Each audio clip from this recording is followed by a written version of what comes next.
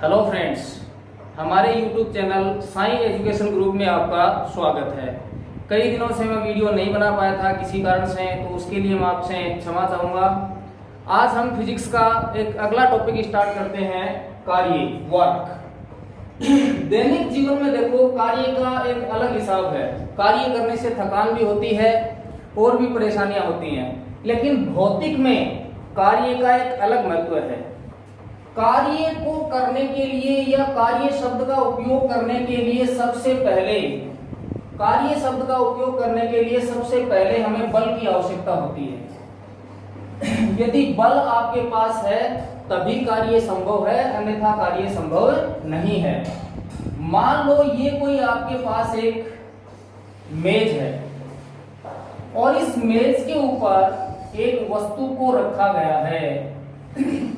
इस मेज के ऊपर एक अहम द्रव्यमान की वस्तु को रखा गया है। जब इस वस्तु के ऊपर हम F बल आरोपित करते हैं तो ये जो आपके पास पिंड है, ये पिंड यहां से विस्थापित हो जाता है। ठीक है, तो इसके ऊपर बल आरोपित करने से ही ये पिंड क्या हुआ, विस्थापित हुआ। ठीक है, तो इस वस्तु के ऊपर जो हमने या इस पिंड के ऊपर जो हमने बल लगाया है, उस बल और उसका विस्थापन मान लो आपके पास ds है। इन दोनों का जो अदिश गुणनफल होता है, उस अदिश गुणनफल को ही हम बोल देते हैं कार्य।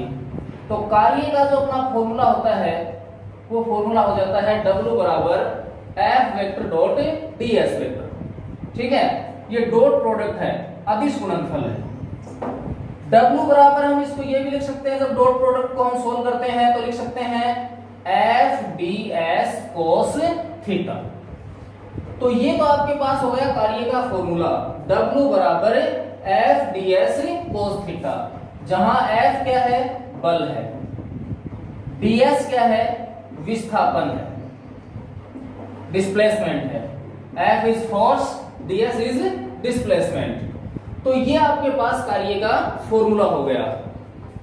इसके बाद देखिए, बात आती है कार्य के मात्रक की। बात किसकी आती है, कार्य के मात्रक की। कार्य का जो SI मात्रक होता है, कार्य का SI मात्रक वो होता है जूल। कार्य का जो अंतरराष्ट्रीय पद्धति में मात्रक है वो होता है जूल। छोटी एग्जाम की दृष्टि से आर्मी के लिए या एसएससी के लिए महत्वपूर्ण बात है कि कार्य का SI मात्रक क्या होता है। कार्य का SI मात्रक होता है जूल, और उसका जो CGS मात्रक है वो CGS मात्रक होता है अर्ग। CGS मात्रक उसका होता है अर्ग। जूल और अर्ग में संबंध होता है, 1 जूल बराबर होता है 10 की घात 7 अर्ग। 1 जूल बराबर कितना होता है, 10 की घात 7 अर्ग। तो दो चीजें इसके अंदर इंपॉर्टेंट मैंने आपको बता दी कि कार्य क्या है, बल तथा विस्थापन का अदिश गुणनफल है। इसका फॉर्मूला आपसे जान ले तो इसका फॉर्मूला हो जाएगा W बराबर F ds cos थीटा या F vector dot ds vector. दूसरी बात आती है इसके अंदर इसके मात्रक की। तो कार्य का जो SI मात्रक है वो जूल होता है, और कार्य का जो CGS मात्रक है वो अर्ग होता है। 1 जूल बराबर होता है 10 की घात 7 अर्ग। अब देखिए, कार्य के ऊपर प्रश्न किस प्रकार से आपको पूछे जाते हैं उसके बारे में हम चर्चा करेंगे। अभी देखो, मैंने आपको क्या बताया कि W बराबर क्या होता है, F ds cos theta. W बराबर होता है F ds cos थीटा। पहली कंडीशन मैं ले लेता हूं, यदि theta is equal to 90 degree हो तो थीटा का मान मैंने कितना ले लिया, 90 डिग्री ले लिया, तो cos 90 का मान होता है कितना, 0। तो कार्य का मान कितना आ जाएगा, 0। दूसरी कंडीशन है, यदि theta is equal to 0 degree हो तो, थीटा का मान कितना हो, 0 डिग्री हो तो W बराबर cos 0 का मान होता है 1, तो W बराबर आ जाएगा F इंटू ds। कहने का मतलब ये जो मान आया है ये पॉजिटिव आया है। ठीक है। तीसरी बात, यदि थीटा का मान 180 डिग्री हो तो, थीटा का मान 180 डिग्री हो तो W बराबर हो जाता है, देखो cos 180 डिग्री का मान होता है माइनस का 1, तो ये आपके पास आ जाएगा मान माइनस का f इंटू ds, यानी कार्य का मान क्या आया, नेगेटिव। ठीक है, मतलब 3 मैंने आपको बता दी, कार्य का मान शून्य भी हो सकता है, कार्य का मान धनात्मक भी हो सकता है और कार्य का मान ऋणात्मक भी हो सकता है।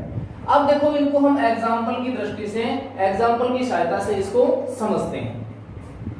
ये मान लो आपके पास कोई सरफेस है, पृष्ठ है, और इस पृष्ठ के ऊपर ये कोई वस्तु रखी गई है, पृष्ठ के ऊपर क्या रखी गई है कि वस्तु, और इस वस्तु के ऊपर हमने यहां पर इस साइड में इसके ऊपर F फोर्स लगाया, F बल लगा दिया।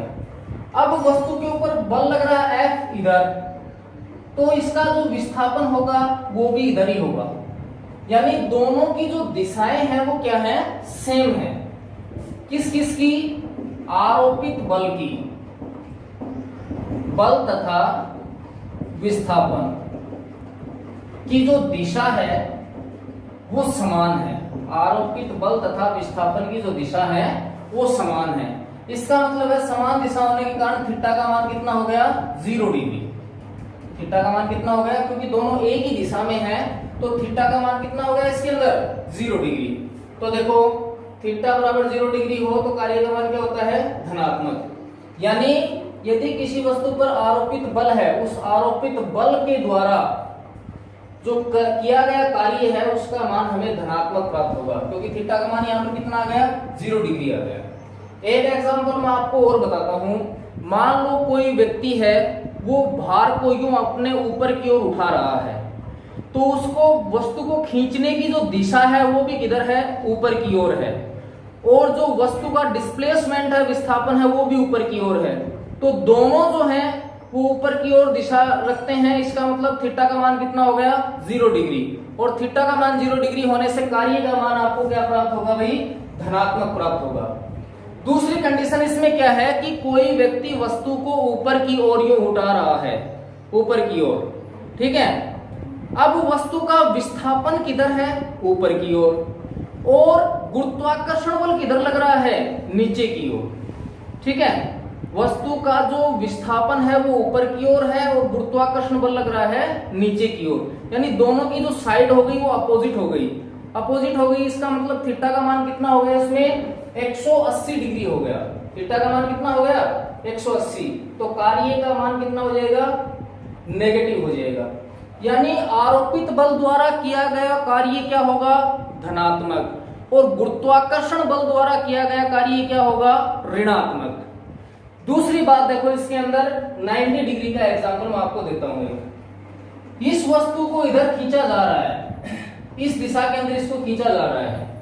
अब गुरुत्वाकर्षण बल किधर लगेगा, इसका नीचे की ओर, ठीक है। गुरुत्वाकर्षण वस्तु का भार है वो किधर लगेगा, नीचे की ओर लगेगा। अब वस्तु का विस्थापन है इधर और उसका भार है, भार लग रहा है वो नीचे की ओर। देखो दोनों के बीच में कितने डिग्री का कोण बन गया, 90 डिग्री का। तो इस स्थिति में गुरुत्वाकर्षण बल के द्वारा किया गया कार्य क्या होगा, शून्य होगा। तो इसी तरह के एग्जाम्पल आपको वो क्या कर सकता है, पूछ सकता है कि यदि कोई व्यक्ति वस्तु को ऊपर की ओर उठा रहा है तो आरोपित बल द्वारा किया गया कार्य क्या होगा, तो आप बता देंगे धनात्मक होगा, ऋणात्मक होगा, किस तरह से होगा। गुरुत्वाकर्षण बल द्वारा किया गया कार्य आपको पूछ सकता है। तो ये था आपका कार्य का टॉपिक, ठीक है। यदि आपको ये वीडियो पसंद आया तो इसको आप लाइक कीजिए, शेयर कीजिए, सब्सक्राइब कीजिए। अब मिलते हैं अगले वीडियो के साथ, तब तक के लिए धन्यवाद।